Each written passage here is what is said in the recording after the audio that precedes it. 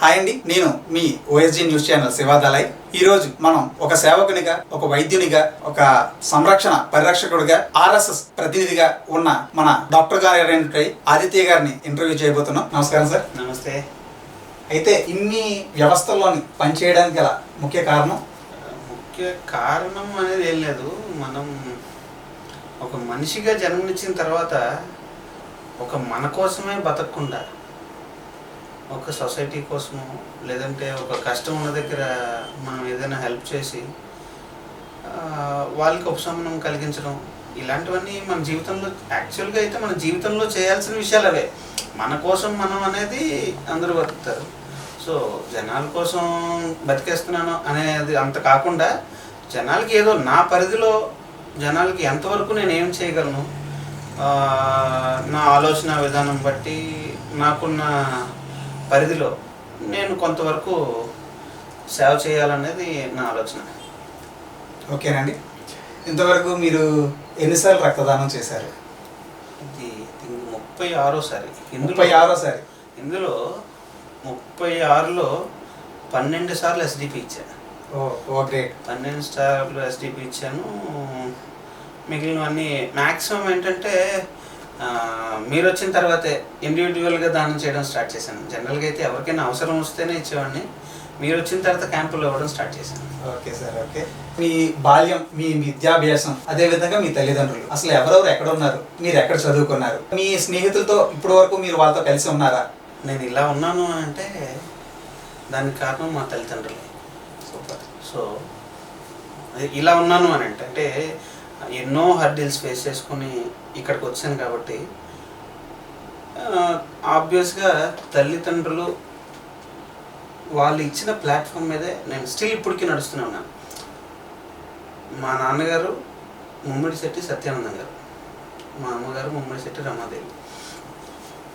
So daddy ఏంటంటే first daddy ఒక type institute, Srinivasa type institute అని ఎంతోమంది ఆయన దగ్గర నేర్చుకొని ఈరోజు చాలా పెద్ద పెద్ద స్థాయిలో రిటైర్ అయిన వాళ్ళు ఉన్నారు, స్టిల్ వర్కింగ్ చేస్తున్న వాళ్ళు ఉన్నారు.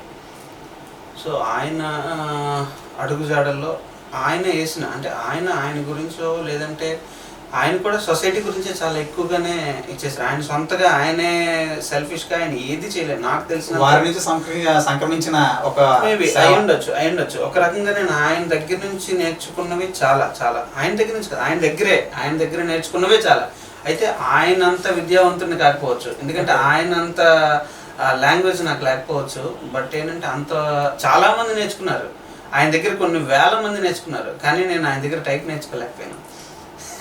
అదే అంటారు, ఏదైనా సొంత పని సొంత వారికి రాదనేసి. సో అలాగా మా ఫాదర్ ప్రతి విషయంలో, ప్రతి క్షణంలో, ప్రతి నిమిషంలో, అంటే నా జీవితంలో ఉన్న ప్రతి ఆలోచనలో, ప్రతి సంవత్సరం నేను ఎక్కుతున్న మెట్లు అవ్వచ్చు, పైకి ఎక్కిన తర్వాత ఒక్కసారిగా పడిపోయిన తర్వాత అవ్వచ్చు, ఇన్ ఎనీ సిచ్యువేషన్స్ మా అమ్మ మా నాన్న మాత్రమే నాకు తోడుగా ఉన్నారు. ఏదైనా సిచ్యువేషన్ సెన్స్ మీరు అన్నారు గారు, అంటే హెచ్చు తగ్గులు ఎదగడం ఎప్పుడైనా కూడా కుటుంబమే అండగా ఉందని చెప్తున్నారు అన్నమాట. No doubt at all. అంటే దాంతోపాటు ఫ్రెండ్స్ కూడానండి. ఫ్రెండ్స్ గురించి కూడా చెప్పుకోవాలి. ఎందుకంటే నా కుటుంబంలో చాలా తక్కువ మంది నాకు దగ్గరగా ఉంటారు. చాలా తక్కువ మంది. అది చెప్పుకోవాలంటే ఒకరు ఇద్దరు. నా కుటుంబం కూడా చాలా పెద్దదే, కానీ ఒకటిలో ఇద్దరు ఉంటారు. కానీ నా ఫ్రెండ్స్ ఎవరైతే ఉన్నారో, నా బాల్యం నుంచి బాల్య స్నేహితులు ఎవరైతే ఉన్నారో, స్టిల్ ఇప్పటికి నేను ఎక్కువగా రోజులో చాలా ఎక్కువ స్పెండ్ చేసేది నేను ఫ్రెండ్స్తోనే బిజినెస్ చేశాను, ఫ్రెండ్స్తోనే అన్నీ చేశాను. ఫ్రెండ్స్కి నేను చాలా ఎక్కువ వాల్యూ ఇస్తాను. నా ఫ్రెండ్స్ కూడా ఆచార్య అవ్వచ్చు, శివ అవ్వచ్చు, వాసు అవ్వచ్చు, కృష్ణ అవ్వచ్చు, అనిల్ అవ్వచ్చు, ఇంకా బోల్ మంది, నేను మర్చిపోతే దయచేసి బోల్ మంది ఉన్నారు. నా జీవితంలో చాలా రోల్ ప్లే చేశారు. నేను లైక్ నా తల్లిదండ్రి ఎలాగైతే నాకు సపోర్ట్ చేస్తారో, నాకు చాలా తక్కువ మంది ఫ్రెండ్స్ ఉన్నారు.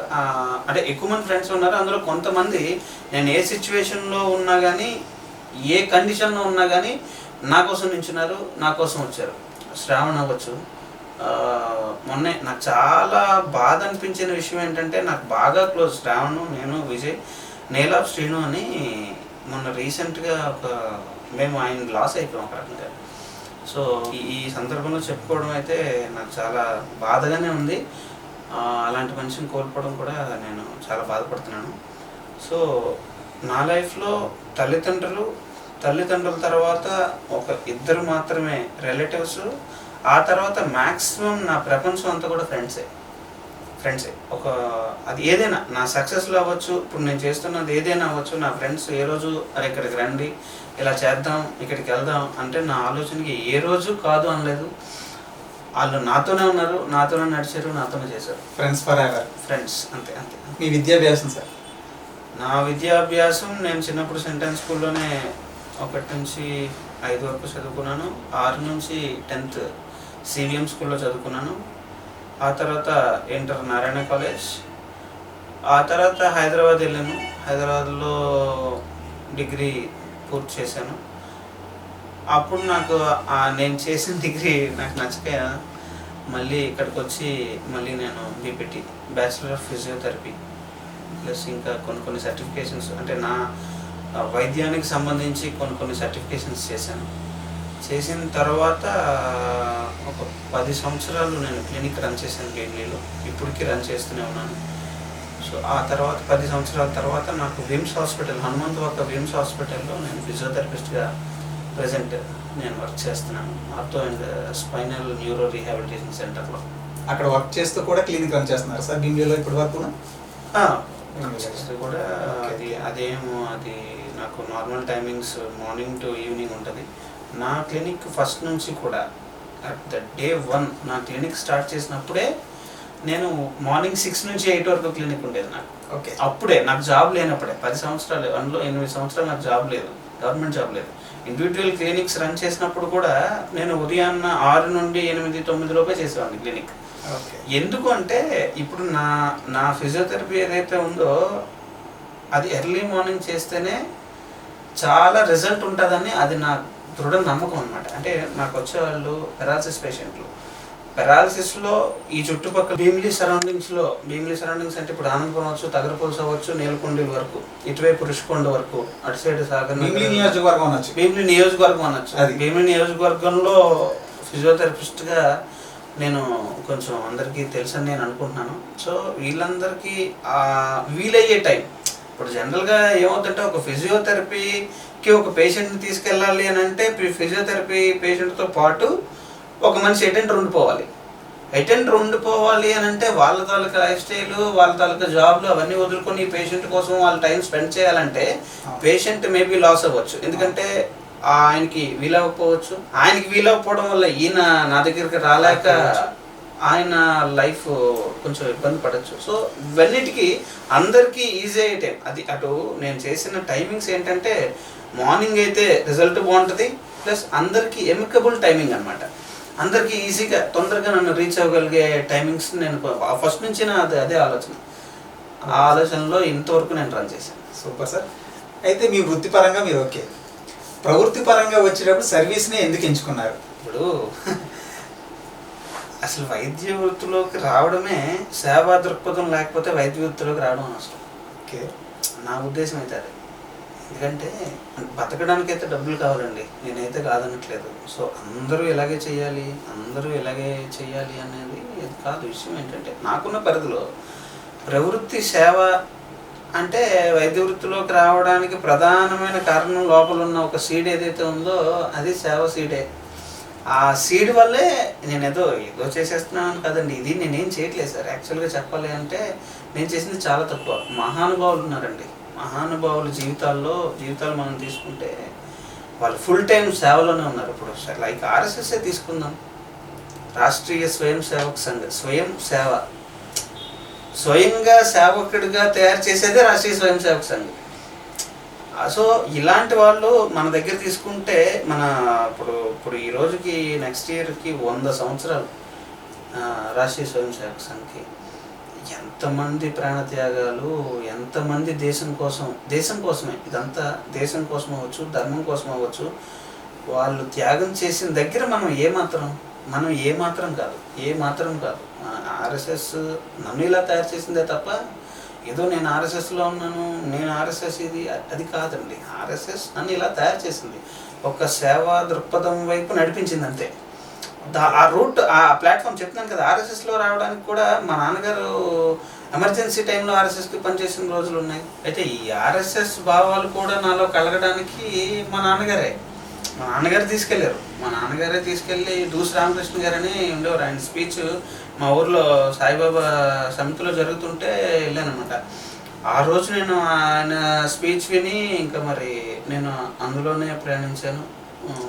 ఒక ప్రేరణ, అంతే అంతే ఒక రకంగా ప్రేరణ. చెప్తున్నాను కదా సార్, ఈవెన్ ప్రతి నా లైఫ్లో ఉన్న ఒక ప్రతి సిచ్యువేషన్లో కూడా మా నాన్నగారే మా అమ్మాయి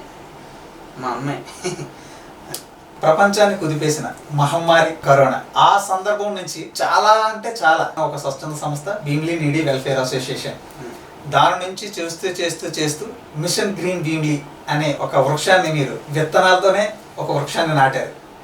అయితే మీరెంత సర్వీస్ చేయడానికి అసలు ఈ కరోనాకి ఏంటి అసలు సర్వీస్ చేశారు కాబట్టే కదా సార్ ఈరోజు మీ దగ్గర మేము వచ్చాం. సర్వీస్ చేయలేదని సన్నది ఎవరు లేరు కదా. బాగుంది. సింపుల్గా ఒక చిన్న కరోనా కోసం మాట్లాడదాం. కరోనా చాలా నేర్పించింది. చాలా వాస్తవం. కరోనా ప్రపంచానికి చాలా నేర్పించింది. ఎస్పెషల్గా నాకు అసలు అంటే అప్పటి వరకు నేను ఏదో మాయలో ఉన్నానేమో అనిపించింది నాకు. సరే, కరోనా మాయ మొత్తం తీసి పడేసింది పక్కకి. సో కరోనాలో నేను ఏం చేశాను, కరోనాలో ఈ నీడీ వెల్ఫేర్ అసోసియేషన్ రావడానికి ప్రధాన కారణం ఏంటంటే మన ఊర్లోనే ఒక ఇద్దరు ముగ్గురు మన ఏజే, ఇంచుమించుగా 30 ఏజ్ ఉంటుంది, వాళ్ళిద్దరు ఒకరోజు తర్వాత ఒకరోజు చనిపోయారు. చనిపోవడం ఏంటి అంత మరి అంటే వింటున్నాం, పేపర్లో చూస్తున్నాము, చనిపోతున్నారు తొందరగా, ఎఫెక్ట్ అయిన వెంటనే కొంచెం ఇబ్బంది అవుతుంది అని అంటే, సరే ఎందుకు చనిపోతున్నారు, మెడికేషన్ అందక. మెడికేషన్కి ఎక్కడికి వెళ్ళాలి, హాస్పిటల్కి వెళ్ళాలి. అరే ఇక్కడి నుంచి హాస్పిటల్కి వెళ్ళే లోపే మనుషులు చచ్చిపోతే ఎలాగా? ఇక్కడి నుంచి హాస్పిటల్కి వెళ్ళే లోపు మనం ఏం చేయాలి, ఆక్సిజన్ సప్లై చేయాలి. సో ఆక్సిజన్ లేక చనిపోతున్నారు అని నాకు అనిపించింది. అప్పుడు వరకు ఆక్సిజన్ అంటే ఎవరికి పెద్దగా ఏమనిపించదు, ఆక్సిజన్ అంతే కదా, కనిపించదు కదా. ఆక్సిజన్ అంటే గాలి లోపల మనకి ఒక ఇది కనిపించదు, అందుకని దాని మీద మనకు వాల్యూ లేదు. ఆక్సిజన్ అంటే ఇప్పుడు వరకు వాల్యూ ఉందా? కరోనా ఆక్సిజన్కి వాల్యూ తెచ్చింది. సో అప్పటి వరకు కూడా ఆక్సిజన్కి వాల్యూ లేదు, ఇది కనిపించదు. మన కంటికి కనిపిస్తే కదా, ఫోన్ ఉంది, ఈ ఫోన్ పగిలిపోతే కదా దీని వాల్యూ మనకి ఏంటో తెలుస్తుంది. సో అలాగా ఇది కంటికి కనిపించని వస్తువు కదా. సో అప్పటి వరకు ఆక్సిజన్కి అందుకనే విలువ లేదు. ఈ ఇంటి నుంచి హాస్పిటల్కి వెళ్ళే మధ్యలో కరోనా టైంలో హాస్పిటల్స్ చాలా ఫిల్ అయిపోయేవి. హాస్పిటల్ బయటే మొత్తం పేషెంట్లంతా గేట్లు వేసేసేవారు. రిజిస్ట్రేషన్ ఉండేది. ఇప్పుడు ర్యాపిడ్గా స్ప్రెడ్ అయిపోయేది. ఎంతమంది పేషెంట్లు, ఎన్ని హాస్పిటల్స్, ఎన్ని బెడ్స్, ఇవన్నీ వాళ్ళు కూడా చాలా కష్టంగా. అంటే జనాలు ఏదో అనుకుంటారు, అంటే హాస్పిటల్స్ వాళ్ళు మనల్ని ఆపేస్తున్నారు, గేట్లు వేసేస్తున్నారు. అక్కడ ప్రాక్టికల్ ప్రాబ్లమ్స్ మేము చూసాం కాబట్టి మాకు అర్థమవుతుంది. సో ఈ హాస్పిటల్ నుంచి, ఇంటి నుంచి హాస్పిటల్కి వెళ్ళే మీన్ టైంలో చనిపోయే వాళ్ళు బోల్మంది ఉన్నారు. సో అందాక ఈ టైంలో మనం ఆక్సిజన్ సపోర్ట్ ఇచ్చి, వాళ్ళు హాస్పిటల్లో చేరినంత వరకు కూడా ఆక్సిజన్ సపోర్ట్ ఇచ్చేవాళ్ళం. ఆక్సిజన్ సపోర్ట్ ఇస్తే కొన్ని చాలా ప్రాణాలండి. మనిషి ఒక ప్రాణాన్ని నిలబడితే చాలా సూపర్ అని నా ఉద్దేశం. సో ఈ మధ్యలో చాలా మంది ప్రాణాలు కోల్పోయేవారు. అప్పుడు నాకు అనిపించింది ఏంటంటే ఆక్సిజన్ సప్లై చేస్తే బాగుంటుంది అని ఫస్ట్ నేను సంస్కూల్ వాసు గారికి ఫోన్ చేశాను. సార్ ఇది ఎలాగైనా కొంచెం చేయాలి సార్ అంటే, దానిదే ఉందండి చేద్దాం అని ఆయనతో పాటు కేబుల్ రామకృష్ణ అన్న, సూర్య శ్రీనివాస్ గారు, మన వెంపాటి శ్రీనివాస్ రెడ్డి గారు, వీళ్ళందరికీ ఈ ప్రాక్టికల్ ప్రాబ్లమ్ నేను ఎక్స్ప్లెయిన్ చేస్తే సరే చేద్దాం, ఎలాగైనా చేద్దాం అని చెప్పి డాక్టర్ అనిల్ గారు నాకు మెయిన్ వెన్ను దన్నుగా ఆయన నిలుచున్నారు. ఆయన ఆ ఏజ్లో ఆయన చేసిన సర్వీస్కి అయితే నేను అసలు అది ఆయనే ఒక ఇన్స్పిరేషన్ నాకు. అసలు అమ్మ బాబోయ్, అసలు అలాంటి మనిషిని నేనైతే ఇంతవరకు నేను చూడలేదు. ఆయన మనిషి కాదు, మనీషి. ఓకే, సో ఆయన ఇచ్చిన ప్రేరణ, ఆయన ఇచ్చిన సపోర్ట్, నాన్న చెయ్యి ఎలాగైనా ఏం పర్లేదు చేద్దాం ఏం అవ్వదు, ఆయన ఒక ఇచ్చిన ధైర్యం, ఆయన ఇచ్చిన ధైర్యంతో నీడీ వెల్ఫేర్ అసోసియేషన్ స్టార్ట్ అయింది. చాలా మందికి ఆక్సిజన్ ఫ్రీగా మనం సప్లై చేసాం. చాలామంది ప్రాణాలు అయితే నిలబెట్టాను. నేను లెక్కలో అంటే ఈ విషయంలో మా నాన్నగారి పాత్ర చెప్పాలి. ఏంటంటే నేను ఆక్సిజన్ డాడీ ఇచ్చేయండి ఏం పర్వాలేదు ఏమైపోతుంది, ఇప్పుడు ఆయన అర్జెంట్ కదా ఆక్సిజన్, ఇప్పుడు మళ్ళీ వాళ్ళ పేరు రాసుకోవాలి, అలా ఫోన్ నెంబర్ రాసుకోవాలంటే కష్టం కదా, ఈ టైం కూడా వేస్ట్, మీరు పేరు రాసుకోవడము ఇది కలిపి ఒక 15 సెకండ్లైనా అవుతుంది, ఇది చాలా ఇంపార్టెంట్ ఈ 15 సెకండ్లు కూడా అంటే ఆయన ఒక మాట అన్నారు నాకు. సో నువ్వేదో అనుకుంటున్నావు, ఇదైతే కరెక్ట్ కాదు, ఒక రికార్డ్ అనేది మెయింటైన్ చేయకపోతే ఎవరికి ఇచ్చావు, ఏం జరుగుతుంది దీని మీద, అంటే నీకు ఎక్స్పీరియన్స్ లేదు కాబట్టి నువ్వు ఇలా మాట్లాడచ్చు, నేను జీవితంలో చాలా చూశాను, మంచి చేసినా ఏం జరిగింది అనేది నాకు తెలుసు. సో రికార్డ్ మెయింటైన్ చేస్తే తప్పేం లేదు ఇందులో. సో రికార్డ్ మెయింటైన్ చేసే నేను ఇస్తాను అని చెప్పేసి నేను హాస్పిటల్లో ఉన్నాను. ఆయన ఇంట్లో నా సిలిండర్స్ అన్నీ ఇంట్లో ఉండేవి. ఇంట్లో ఆయన ఎమర్జెన్సీ నేను వెళ్ళలేని పరిస్థితుల్లో ఒక పక్క నుంచి నేను చాలామందికి ట్రీట్మెంట్ చేయడానికి అవ్వచ్చు, డాక్టర్ గారు అనిల్రావు గారు సలహాలతో ట్రీట్మెంట్ చేయడానికి అవ్వచ్చు, నేను చాలా హోమ్ సర్వీస్ చేయడానికి అటు నుండి వెళ్ళేవాడిని. ఈ మధ్యలో ఏమైనా అవసరం వచ్చి అక్కడ సిలిండర్ అయిపోయినా ఇక్కడ సిలిండర్ అయిపోయినా మా నాన్నగారికి ఫోన్ చేసి డాడీ వీళ్ళకి సిలిండర్ ఇచ్చేయండి అని చెప్తే ఆయన ఈ రికార్డ్ అంతా మెయింటైన్ చేసి ఇచ్చేవారు. ఆయన నాకు అర్థమైంది ఏంటంటే తర్వాత ఆ రికార్డ్ మెయింటైన్ చేయడం వల్ల ఎన్ని లాభాలు అనేది తర్వాత నాకు అర్థమైంది. అదేవిధంగా అక్కడ ఏ హాస్పిటల్కి వెళ్ళినా కూడా బెడ్స్ రిజిస్ట్రేషన్ చేసుకోవడానికి చాలా ఇబ్బంది అవుతుండే తెలియక. దానికోసం అనేసి మీరు బెడ్స్ కూడా అరేంజ్ చేశారు. అది అసలు ఆ థాట్ అసలు ఎవరికి వచ్చింది, దాని తాలూకా ఆ థీరీని ఎవరు చూసుకునేవారు, అంటే దాని ఒక మెయింటెనెన్స్ ఎవరు చూసుకునేవారు అవన్నీ అసలు?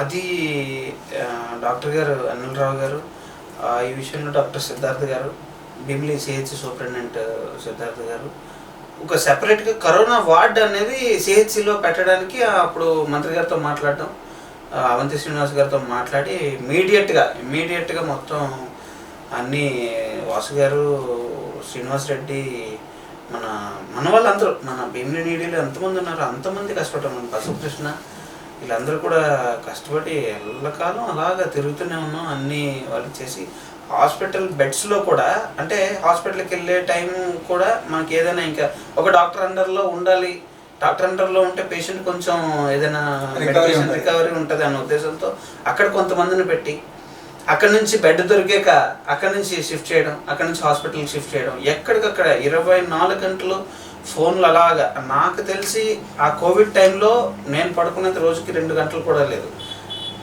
22 అవర్స్ నేను ఏకదాటిగా నేను వర్క్ చేశానని నేను గర్వంగా చెప్పగలను, అందులో నో డౌట్. సార్ మీకు మరి చిన్న విషయం, అది మీ దాకా వచ్చిందని మాకు తెలుసు.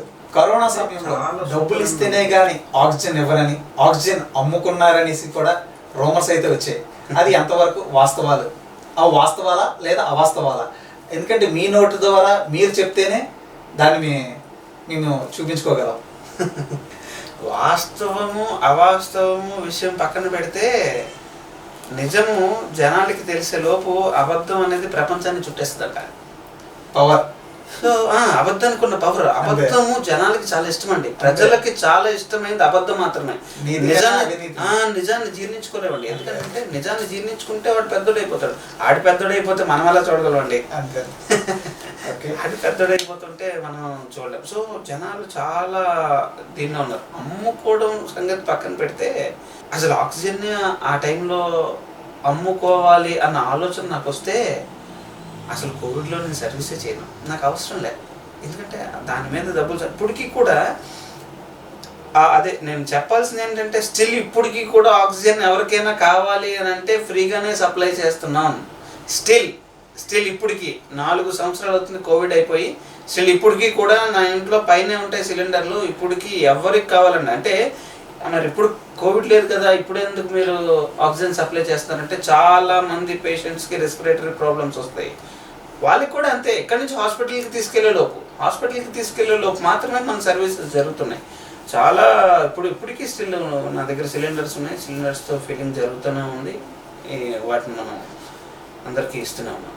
మరి ఈ ఫిల్లింగ్ చార్జెస్ ఎవరు భరిస్తున్నారు సార్? కొన్ని నీడీ వెల్ఫేర్ అసోసియేషన్, డెఫినెట్గా నీడీ వెల్ఫేర్ అసోసియేషన్ నాకు అప్పటి నుంచి ఇప్పటి వరకు కూడా నాకు ఇస్తున్నారు, అదేమి ఇబ్బంది ఫిల్లింగ్ ఎక్కడ చేస్తున్నారు? ఫిల్లింగ్ గవర్నమెంట్ మరి రాను పోను అన్ని చూసుకుంటున్నారు, లేడీ వెల్ఫేర్ అసోసియేషన్ మొత్తం పెట్టుకుంటున్నారు. ఓకే, అయితే ఇది రూమరే అంటారు, అమ్ముకున్నాను అనేది రూమరే అంటారు మీరు? నా వరకు వచ్చిందంటే దాన్ని నేను రూమర్ అనే అంటాను. ఎందుకంటే ఆ నిజం నాకు మాత్రమే తెలుసు. డబ్బులు ఇస్తే కానీ ఆక్సిజన్ పెట్టద్దు అని నేను ఒక మనిషికి చెప్పినట్టు, ఆ మనిషి వాళ్ళ దగ్గర డబ్బులు తీసుకొని పెట్టినట్టు, ఎవరైతే ఆ మనిషికి డబ్బులు ఇచ్చారో వాళ్ళకి నేను చాలా బాగా తెలుసు. డైరెక్ట్గా నన్ను అడిగే ఇది వాళ్ళకి ఉంది.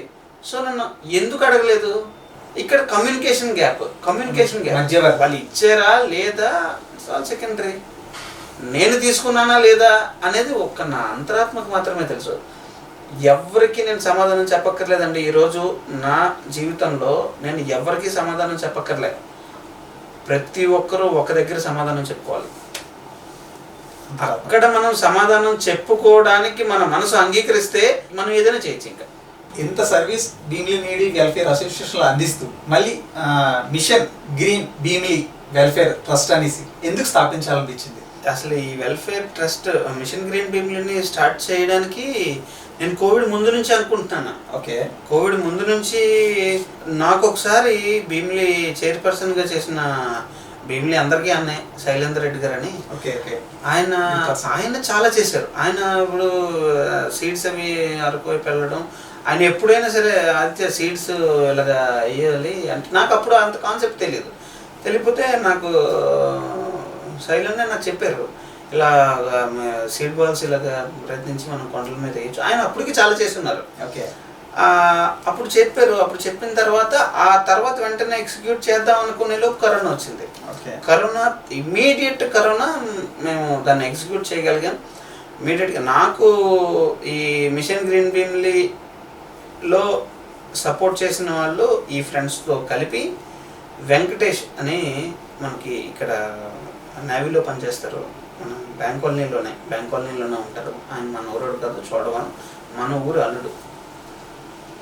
ఆయనకి మన ఊరి మీద, మన ఊరి వాతావరణం మీద ఆయనకు కొన్ని ఇంట్రెస్ట్ అయ్యో నాకు లేదే అని అనిపించి ఇద్దరం కలిసి ఆయన సూర్యసేన్ గారి దగ్గరికి వెళ్ళడం, అక్కడి నుంచి మేము ముగ్గురం కలవడం. వెంటనే ఈ మిషన్ గ్రీన్ భీమిలిలో నాకు వెన్నుతన్నుగా ఉన్నవారు ఎవరంటే ఫ్యాబ్ సన్నీ అన్న, సూర్యసేన్ గారు, భరద్వాజ్ గారు, వెంకటేష్, నా ఫ్రెండ్స్ ఆచారి, శివ, ఇంకో శివ, వీళ్ళందరూ కూడా నాకు మిషన్ గ్రీన్ భీమిలిలో ఫస్ట్ మేము సీడ్స్ కలెక్షన్ స్టార్ట్ చేసి దాన్ని సీడ్ బాల్గా మార్చి, అంటే మట్టిలో ఆ సీడ్స్ని పెట్టి ఒక 10,000 అయ్యాక 10,000 కొండల మీద సంచులతో తీసుకెళ్ళి కొండల మీద శుభ్రంగా ట్రెక్కింగ్ చేసి సీడ్స్ మట్టి ఏరియాలు చూసి, ఆ మట్టి ఏరియాలో పై లేయర్ తీసి అక్కడ మళ్ళీ మొత్తం విత్తనాలు అన్నీ వేసి దాని మీద మట్టేసి ఎక్కువ వాటర్ స్టోర్ అవ్వడానికి చుట్టూ దానికి మళ్ళు కట్టి, అలాగా మన ఊర్లో ఇప్పుడు మన సౌమ్యగిరి ఉంది కదా, సౌమ్యగిరి హిల్స్ ఆఫ్ భీమిలి, ఇక్కడ నుంచి సుమారుగా 12,000 ఎకరాలండి మన కొండ ప్రాంతం. ఆ కొండ ప్రాంతంలో చాలా మట్టి ఏరియాలు ఉన్నాయి. ఆ మట్టి ఏరియాలు అందరినీ వెతికి అక్కడక్కడ సీడ్ బాల్స్ చేస్తూ మొదటి సంవత్సరం 16 ఆదివారాలు చేసాం. రెండవ సంవత్సరం కూడా 16 ఆదివారాలు చేసాం. కాకపోతే వర్షాలు ఎక్కువగా పడలేదు రెండో సంవత్సరం. అది ఈ సంవత్సరం 1,00,000 సీడ్ బాల్స్ మన ప్లానింగ్లో ఉన్నాం. 1,00,000 సీడ్ బాల్స్లో నిన్న మొన్న సన్ స్కూల్ విద్యార్థులతో 20,000కు పైగా సీడ్ బాల్స్ తయారు చేయించగలిగాం. దానికి సహకరించిన సన్ స్కూల్ వాసు గారికి నేను ధన్యవాదాలు తెలియజేసుకుంటున్నాను. అంటే స్కూల్ పిల్లల్ని అంతగా మోటివేట్ చేయడం అనేది ఆయన చేశారు, ఆయన మాకు సపోర్ట్ చేశారు. సో ఇలాగ మిషన్ గ్రీన్ భీమిలి నడుస్తుంది. ఈ మధ్యలో ఇప్పుడు మనం మొక్కలు నాటాలంటే ఎక్కడ మనకు ప్లేస్ లేదు. దానికి గాను ఇంతకుముందు మన పూర్వీకులే చేశారు, అవన్నీ మనం ఏం చేసేలేదు, కొత్తగా మనం ఏంటి చేయలేదండి. వాళ్ళు చేసిన దాన్ని మనం ఏదో దాన్ని కొంచెం పెంచడము లేదంటే ఇంకేదో చేయడము. ఈరోజు ఇంతేసి 100 సంవత్సరాల వృక్షాలు పడిపోతుందంటే ఎవరో నాటిందే కదా. సో ఈరోజు మనం దాని కింద కూర్చుంటున్నాం అంటే మనం వేసేస్తే వచ్చేస్తే దాని కింద మనం కూర్చోలేదు. సో వాళ్ళు ఎవరో నాటారు, మనం దాన్ని ఆస్వాదిస్తున్నాం. మనం నాటుతాం, ఇంకెవరో ఆస్వాదిస్తారు. సో ఇలాగా చాలా మొక్కలు ఇప్పుడు మనకి ఇప్పుడు వీధుల్లోనే ఎక్కడ కావాలన్నా ప్లేస్లో అంతా కాంక్రీట్ జంగిల్ అయిపోయింది. కాంక్రీట్ జంగిల్ అయిపోవడం వల్ల ఇక్కడ మనం ఎక్కడ మొక్కలు నాటాలి అన్న ఉద్దేశంతో ఒక టెక్నిక్ చిట్టడుగులో అని ఇంతకుముందు మన పూర్వీకులు చేసేవారు. చిట్టడుగు కొంత ప్లేస్ తీసుకోవడం, ఆ ప్లేస్లో సాయిల్ అంతటిని లూజ్ చేయడం, ఎక్కువ మెన్యూర్ అవన్నీ వేయడం, అందులో మొక్కలు నాటడం, అది ఒక చిన్న అడవి కింద తయారైపోయేది. సో అలాగే ఇప్పుడు జపనీస్ టెక్నిక్, అదే జపనీస్ టెక్నిక్, మియావాకి టెక్నిక్ అంటే అదే చిట్టడుగుల ప్లానింగ్ అనమాట. ఒక స్క్వేర్ యార్డ్లో 3 మొక్కలు వేసేయచ్చు. ఆ 3 మొక్కలు ఒక 1 ఇయర్, ఒక 1 ఇయర్ మ్యాక్సిమం దాన్ని 2 ఇయర్స్ చేస్తే 5 సంవత్సరాలు నార్మల్గా మొక్క వేస్తే పెరిగితే ఎంత అవుతుందో ఇది 1 ఇయర్లోనే పెరిగిపోతుంది అంత. ఓకే. సో అలాంటి టెక్నిక్ని భీమునిపట్నం వెంకటేశ్వర స్వామి టెంపుల్ కృష్ణా కాలనీలో 740 మొక్కలతో 20 సెంటర్లో ఆల్రెడీ ఒక ప్రాజెక్ట్ చేశాం. ఆల్రెడీ 1 ఇయర్ అయిపోయింది. దాన్ని మనం చాలా చక్కగా ఈరోజు ఉంది. ఈరోజు ప్రజలందరికీ నేను విజ్ఞప్తి చేస్తుంది ఏంటంటే అది చూడండి, వెంకటేశ్వర స్వామి టెంపుల్కి అందరూ వెళ్తారు కదా, వెంకటేశ్వర స్వామి గుడి వెనకనే ఉంటుంది. ఆ చెట్లు ఒకసారి చూస్తే దాని తల గ్రోత్ అది అర్థమవుతుంది అన్నమాట. సరే, వీటన్నిటికీ మీరు ఇప్పుడు ఈ సీడ్ బాల్స్ తయారు చేయడానికి ఈ సీడ్స్ ఎక్కడి నుంచి మీరు సేకరిస్తున్నారు సార్? సీడ్స్ సేకరించడం అనేది చాలా పెద్ద టాస్క్ అండి. అది చాలా పెద్ద టాస్క్ అది. సో సీడ్స్ దగ్గరికి వచ్చేసరికి ఒక మనిషిని మేము గుర్తుపెట్టుకోకపోతే మా మిషన్ గ్రీన్ భీమ్లీ ఇంకా ఇదే. నందికి శ్రీనివాస్ గారని సూర్యశ్రేణి గారు, భరద్వాజ్ గారు క్లాస్మేట్. ఆయన భీమ్లీలోనే ఉంటారు. ఆయనకున్న సర్కిల్తో కానుగ విత్తనాలు, మొన్న 25 కేజీలు కానుగ విత్తనాలు, 50 కేజీలు చింత విత్తనాలు తెచ్చి మాకు ఇచ్చారు. మీరు సీడ్ బాల్స్ చేయించండి అని చెప్పి వాటితోనే సంస్కూల్లో చేయిస్తున్నాం. ఓకే. సో కానుగ విత్తనాలు సేకరణ అనేది చిన్న విషయం కాదండి. అది చాలా ఆయన ఇంకా మళ్ళీ ఫోన్ చేసాం, ఇంకా కావాలి సార్ అంటే ఆయన ఏమీ విసుక్కోకుండా మీకు ఎన్ని కావాలంటే నేను నా పరిధిలో నేను చేసుకొని వెళ్తాను, మీకు ఇస్తాను ఎన్ని కావాలంటే అని చెప్పి ఆయన ఒక హామీ ఇవ్వడం. దానివల్ల దాంతో పాటుగా మేము ఈ సీడ్ కలెక్షన్ అనేది ఈ లేఅవుట్లలో కానుగ విత్తనాలు ఎక్కడ పడితే అక్కడ ఏర్పడడం. మమ్మల్ని చూస్తే జనాలు పిచ్చోళ్ళు అనుకుంటారు ఒక రకంగా. ఎందుకంటే నా బండిలో సంచి ఎప్పుడు నా పాకెట్లో ఉంటుంది, బండి పాకెట్లోనే ఉంటుంది. పాకెట్లో సంచి ఉంటే ఏదైనా చెట్టు కింద విత్తనాలు పడిపోతే నేను మొహమాట పడకుండా ఎత్తుకుంటాను. ఇంక్లూడింగ్ తురాయి చెట్లు అని చిన్నప్పుడు చూసాను కదా, తురాయి చెట్లు, ఆ మట్టలు కూడా నేను బండిలో పెట్టుకొని వచ్చేస్తూ ఉంటాను. సో ఇలాగా సీడ్స్ అన్నీ సేకరించి దాన్ని సీడ్ బాల్స్గా మలిచి వాటిని మళ్ళీ మనం కొండల్లో ప్లాంటేషన్ చేస్తాం. ఓకే సార్, చాలా బాగుంది, చాలా బాగా చెప్పారు. అయితే మీ ఈ మిషన్ గ్రీన్ భీమ్లీకి ఒక స్లోగన్ కూడా ఉంది, అది మీ నోటి ద్వారా చెప్తే బాగుంటుంది. వనం కోసం మనం, మన కోసం వనం. వనం కోసం మనం, మన కోసం వనం. దాని ఎక్స్ప్లెనేషన్ ఒకసారి ఇస్తారా? ఏం లేదు, వనం కోసం మనం అంటే వనాన్ని ముందు క్రియేట్ చేయడానికి మనం వర్క్ చేయాలి. ఆ తర్వాత మన కోసమే కదా ఆ వనం, మనం క్రియేట్ చేసుకున్న వనమే మన కోసమే కదా. సో ఇది ఇంకెవరి కోసమో కాదు.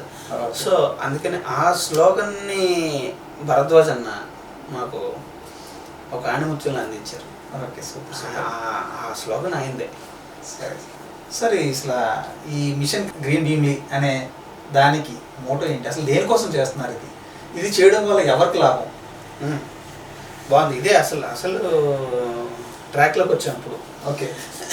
మిషన్ గ్రీన్ భీమ్లీ ఎందుకు అంటే, మిషన్ గ్రీన్ భీమ్లీని కొంచెం పక్కన పెట్టి అసలు ఎందుకు ఇది చేస్తున్నాం అని అంటే, పర్యావరణంలో ఎన్ని అనర్థాలు జరుగుతున్నాయి, ఎందుకని జరుగుతున్నాయి, టెంపరేచర్ ఎంత పెరిగిపోయింది. ఇంతకుముందు మన భీమ్లీ టెంపరేచర్ ఏంటి, ఎందుకు భీమ్లీ గురించి మాట్లాడుతున్నాను, నేను పుట్టింది భీమ్లీ, పుట్టిన ఊరికి ఏదో ఒకటి చేసుకోవాలి కదా. మా నాన్నగారు నేను ఫిజియోథెరపీ చేసినప్పుడు నేను బయటికి వెళ్ళిపోతానంటే మరి ఊర్లో ఎవరు ఉంటారా? ఫిజియోథెరపీ గురించి ఎక్కడి నుంచి సిటీకి వెళ్తున్నారు కదా, నువ్వు అదే ఇక్కడ ఉంటే వాళ్ళ దగ్గరికి వస్తారు కదా, వాళ్ళకి తక్కువతో ఏమైనా చేయొచ్చు కదా అన్న ఉద్దేశంతో ఆయన చెప్పడం వల్ల నేను ఇలా ఇక్కడ ఉన్నాను. సో అలాగే మన ఊరికి మనం ఏదో చేసుకోవాలి కదా. సో అందుకనే భీమ్లీలోనే ఎందుకు స్టార్ట్ చేశాను అని అంటే, భీమ్లీ తాలూకు వాతావరణం, భీమ్లీని ఆంధ్ర ఊటీ, పదవీ విరమణ పొందిన వృద్ధుల నిలయం అని చెప్పి నేను అప్పుడప్పుడు ఇది చేస్తూ ఉంటాం కదా. సో ఎందుకు భీమిలి వస్తే రిటైర్ అయిపోయిన వాళ్ళు అందరూ ఆహ్లాదమైన వాతావరణం, ఊరికి దగ్గరగా సముద్రం, ఊరికి ఆనుకొని కొండ, లక్ష్మీ నరసింహస్వామి టెంపుల్, తర్వాత ఈ శివాలయం, తలకు ప్రాంగణం, ఇవన్నీ కూడా రిటైర్మెంట్ అయిపోయిన వృద్ధులకి అవసరమైనది. సో భీమిలి అప్పుడేంటి ఇప్పుడేంటి, మా నాన్నగారు చెప్పేవారు, అప్పుడు భీమిలిలో కేవలం వర్షాలంటే కేవలం వర్షాలే, ఇంకేమీ ఉండేవి కాదు. వర్షాకాలం 4 నెలలు కేవలం వర్షాలే పడేవి. ఏవి ఇప్పుడు? సో బీచ్ రోడ్ నుంచి కళింగ దాటితే, ఇటువైపు నుంచి దొరతోట దాటితే ఆ తగిలే ఒక గాలి ఏదైతే ఉందో, అబ్బా భీమిలి వచ్చేసిందే అని అనిపించే చల్లదనం మా చిన్నప్పుడు మేము చూసాం. అది ఇప్పుడు లేదు. సో ఎందుకు ఇంత చేంజ్ అయింది? డిఫారెస్టేషన్, చెట్లు పెంచకపోవడం, ఇవన్నీ.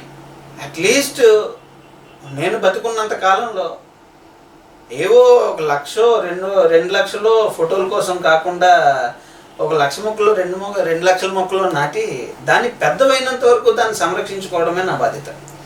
మొక్క వేసాం, ఈరోజు పర్యావరణ సంరక్షణ దినం రోజు మన 5వ తరగతి మొక్క వేసాం, ఫోటో తీసాం, ఫేస్బుక్లో తోసాం, ఇన్స్టాగ్రామ్లో తోసాం, అయిపోయింది. ఆ రోజుగా మొక్క ఉందో పోయిందో, దానికి నీళ్ళేమో, దాని సంరక్షణ ఏంటి, ఏది ఉండదు. సో అలా కాకుండా మిషన్ గ్రీన్ భీమిలి ఆ రోజు తప్పించి అన్ని రోజులు వర్క్ చేస్తుంది. సూపర్. సో ఈ రకంగా ఒక డిగ్రీ అండి, ఇప్పుడున్న టెంపరేచర్లో 1 డిగ్రీ తగ్గించడం అని అంటే చాలా పెద్ద విషయం. ఒక్క భీమిలిలోనే కొన్ని లక్షల మొక్కలు నాటితే తప్ప 1 డిగ్రీ సెంటీగ్రేడ్ టెంపరేచర్ తగ్గదు. ఎందుకంటే ఇప్పుడు జనాలు అందరిని అనడానికి ఏం లేదండి, నా ఇంట్లోనే 2 ఏసీలు ఉన్నాయి. అందరినీ ఎందుకంటాను నేను, నా ఇంట్లోనే ఏసీలు ఉన్నాయి. ఏసీ లేని ఇల్లు లేదు. సో ఏసీ లేని ఇల్లు లేదు కాబట్టి దానికి మనం ఏం చేయాలి? సుఖానికి అలవాటు పడిపోయాము. సుఖానికి అలవాటు పడిపోయిన తర్వాత ఇంకా దాన్ని మనం అందులోంచి బయటికి రాలేము. సో బయటకు వచ్చి ఏసీలు కొంటున్నాం కానీ 100 పెట్టి మొక్కలు నాటట్లేదు. ఆఖరికి కాల్చివేయు కట్టెలుగా ఓ చెట్టుకు రాసి ఉంటది అంటే నిన్ను కాల్చడానికి కూడా చెట్టే కదా కావాలి. దానికోసమైనా మనం నాటుకోవాలి కదా. సో అలాగ నాటుకుంటూ అంటే చెట్టేనండి, ప్రాణాధారము చెట్టే. ఇప్పుడు ఇలాగా ఈ కాన్సెప్ట్లో తీసుకుంటే ఒక చిన్న విషయం నేను సరదాగా రాసుకున్నది ఏంటంటే, ఈ వయసులో తత్వం చెప్తున్నాను అనుకోకపోతే ఈ జీవిత నాటక రంగంలో ఆ జగన్నాటక సూత్రధారి మట్టి బొమ్మలుగా మనల్ని తయారు చేసి మేకప్ వేసి భూమి మీదకి వదిలితే మనం ఈ బంధాలతో చుట్టుకుపోయి ఆ తర్వాత మృత్యు అనే ఒక చిన్న పాశం వదిలి అన్నీ చటుక్కుని తెంపేస్తాడు. అప్పుడు ఈ పరిమళాలు పులుముకున్న తనువు శవంగా మారుతుంది. అప్పుడు అయినవాడు కూడా ముట్టుకోవడానికి ఇష్టపడిన తరుణంలో మట్టి మాత్రం తనలో కలుపుకొని ఇనుముడింపు చేసుకుంటుంది. చివరకు ఏది మనతో రాదు, ఏది శాశ్వతం కాదు. మనం నాటిన మొక్కలు మాత్రం వృక్షాలుగా మారి కొన్ని 100 ఏళ్ల వరకు శాశ్వతంగా నీడనిస్తూ మట్టిని కాపాడుతూ వర్షాలు కురిసేలా చేస్తూ చరిత్రలో నిలిచిపోతాయి. ఇక చివరిగా ఒక చిన్న మాట, లోకంలో పోలిక చేసేవి, తల్లితో పోలిక చేసేవి చాలా ఉన్నాయి. మై పాయింట్ ఆఫ్ వ్యూ ఏంటంటే చెట్టు తండ్రితో సమానం అండి. ఎందుకంటే చెట్టు తనని తాను త్యాగం చేసుకుంటూ మనకు అన్నీ ఇస్తుంది. నాన్న కూడా అంతే. ఏ చెట్టు అది ఇచ్చే పండ్లను రుచి చూడదు. ప్రతి చెట్టు ఎండలో మండుతూ మనకు నీడను ప్రసాదిస్తుంది. ప్రతి చెట్టు మనం వదిలే విషవాయువును ఆహారంగా తీసుకుని మనం బ్రతకడానికి ఆధారమయ్యే కంటికి కనిపించని ప్రాణవాయువుని విడుదల చేస్తుంది. ఇక ఫైనల్గా మనం బ్రతకాలి అని అంటే మొక్క నాటాల్సిందే. అంతే. మనం బ్రతకడానికి ఆ మొక్క ఏం చేస్తుంది అని అంటే, మొక్క ఎదిగిన తర్వాత వర్షం కురిసేలా చేస్తుంది. వర్షం కురిసిన తర్వాత వాటర్ హార్వెస్టింగ్, ఆ చుట్టూ ఉన్న మొక్క సాయిల్ని సారవంతంగా చేసి ఆ వర్షాన్ని అది ఇంకి హార్వెస్టింగ్గా చేస్తుంది. సో అన్ని విధాలుగా మనకి అవసరమైనది మొక్క మాత్రమే. సో ఆధారమైన మొక్కతోనే ఈ మిషన్ గ్రీన్ భీమిలి అనేది స్టార్ట్ అయింది. 2 ఏళ్ళు అంటే మీ స్నేహితులతోనే వాళ్ళతోనే మొత్తం అందరూ భీమిలి ఒక కొండ పరిసర ప్రాంతాల్లో ఈ విత్తనాలు చల్లారు. ఈ ఏడాది ఎలా ప్లాన్ చేశారు? అసలు ఏం చేద్దాం అనుకుంటున్నారు? ఈ ఏడాది ఏంటంటే కొంచెం ట్రెక్కింగ్ చేస్తాం. ట్రెక్కింగ్ చేయము అనట్లేదు. ట్రెక్కింగ్తో పాటుగా ఈ సంవత్సరం వాతావరణ అంచనాల ప్రకారం, వాతావరణ శాఖ ఇచ్చిన ఆ అంచనాల ప్రకారం ఈ సంవత్సరం వర్షాలు ఎక్కువగా ఉంటాయని ఒక ఆలోచన. సో ఈ ఆలోచనకి మనం ఇప్పటికే లేట్ అయిపోయాము. 1 లక్ష సీడ్ బాల్స్ ని ఎలాగైనా ఇమీడియట్గా కొండల్లో స్ప్రెడ్ చేయాలనేది ఒక ఆలోచన మనసులో అలాగా ఉంటే ఈలోపు మన వెంకటేష్ ఎవరైతే ఉన్నారో, వెంకటేష్ గారు నేవీలోనే పనిచేస్తారు కాబట్టి ఆయన హయ్యర్ అథారిటీస్తో మాట్లాడి హెలికాప్టర్ ద్వారా ఈ 1,00,000 సీడ్స్ని ఈసారి స్ప్రెడ్ చేయడానికి అనుకుంటున్నాను. భగవంతుడి దయ వల్ల అది జరిగితే చాలా బాగుంటుందని నాకు అనిపిస్తుంది. ఇంకా ఈ సర్వీసెస్ ఒకవేళ ఏది ఏమైనా ఈసారి 1,00,000 సీడ్ బాల్స్ అతి త్వరలో అతి తొందరలో స్ప్రెడ్ చేయడానికి అయితే రెడీగా ఉన్నాం. Okay sir. అదేవిధంగా కరోనా నుంచి ఇప్పటి వరకు చాలా సేవనైతే ప్రజలకు అందించారు. మీకు ఏమైనా గుర్తింపు లభించిందా? ఒకటి ఫస్ట్ థింగ్ ఏంటంటే గుర్తింపు కోసం అని నేనేమి చేయలేదు. గుర్తింపు అయితే పెద్దగా నేనేమి ఇవ్వలేదు. సో దాని గురించి ఆలోచించలేదండి. గుర్తింపు అనేది ఏంటంటే నేను చేస్తున్న విషయాలు ఏదైతే జనాలకి తెలుసో అది నిజము, వీడు నిజంగానే చేస్తున్నాడు అని అనుకుంటే అదేనండి, అంతకుమించి ఇంకేం లేదు. అయినా నాకున్న క్రెడిబిలిటీ ఆ మాత్రం ఏదో ఉంది, పర్వాలేదు. దాంతోనే ఇప్పటికీ నడుస్తున్నాను. అది మా నాన్నగారు నాకు ఇచ్చింది అవ్వచ్చు, నేను దాని మీద నడుస్తున్న ప్లాట్ఫామ్ అవ్వచ్చు. ఈరోజు నాకు సమాజంలో ఆ మాత్రం నేను ఏమడిగినా చేసే మనుషులు ఉన్నారు, పర్వాలేదు, అది నేను సంపాదించుకోగలిగాను. సరేనండి, ఈరోజు మనం డాక్టర్ ఆదిత్య గారి ఇంటర్వ్యూ అయితే తీసుకోగలిగాము. వారి నుంచి మనం తెలియనివి కొన్ని విషయాలను అయితే మనం తెలుసుకున్నాము. అదేవిధంగా సమాజంలో ఎవరైనా ఏదైనా సేవ చేయాలనుకునేటప్పుడు వారికి ప్రోత్సహించండి, కానీ నిరుత్సాహంగా వారి మీద వివిధ రకాలైన రూమర్స్ని అయితే స్ప్రెడ్ చేయకండి దయచేసి. మాకు ఈ అవకాశం ఇచ్చిన ఆదిత్య గారికి నమస్కారాలు తెలియజేసుకుంటూ మీ OSG న్యూస్ ఛానల్ శివాదాలయ్. Thank you sir.